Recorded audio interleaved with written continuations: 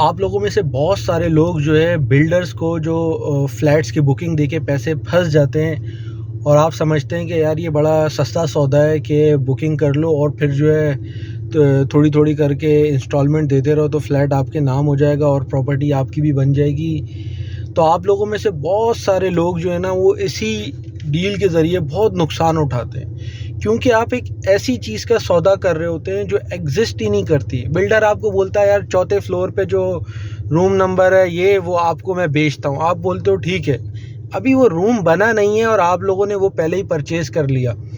तो ये जो इस डील का प्रॉब्लम है ना, यही सबसे बड़ा प्रॉब्लम है कि एक चीज़ एग्जिस्ट नहीं करती और दूसरा बंदा वो सेल भी कर देता है आपको और आप वो ले भी लेते हो। तो इसका नतीजा क्या निकलता है?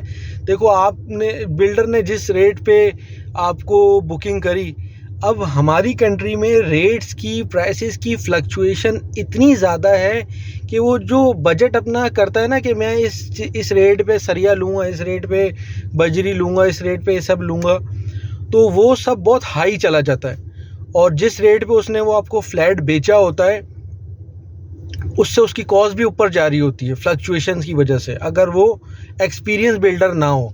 और ज़्यादातर ऐसा ही होता है कि ज़्यादातर हर कोई बिल्डर बन गया है। अब लोग बेचारे जो है वो समझते हैं कि यार हम 1 लाख 2 लाख देके जो है बुकिंग कंफर्म कर दें, उसके बाद हम किस्तें देखते रहेंगे थोड़ी थोड़ी करके, तो हमारा जो है फ्लैट हमारे नाम हो जाएगा।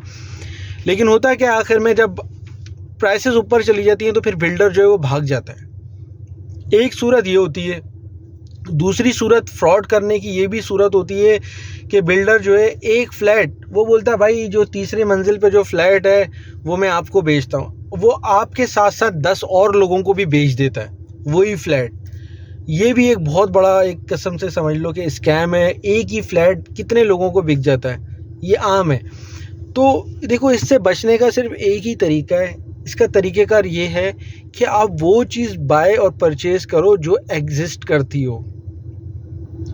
डेफिनेटली वो थोड़ी सी महंगी होगी, उसमें रिस्क फैक्टर कम होगा, बहुत सारे लोगों को मिल भी जाते हैं। इन केस अगर आप जो है वो अफोर्ड नहीं कर सकते तो मेरा मशवरा ये है कि आप उस बिल्डर के साथ कॉन्ट्रैक्ट करो जिसका ऑलरेडी मार्केट में जो है ना एक एक्सपीरियंस हो, ऑलरेडी वो 5-10 प्रोजेक्ट जो है डिलीवर कर चुका हो, अच्छे बड़े, कोई आम साइज़ के नहीं, बड़े 10 प्रोजेक्ट जो डिलीवर कर चुका हो मार्केट में, आप उसके साथ फिर डील करो।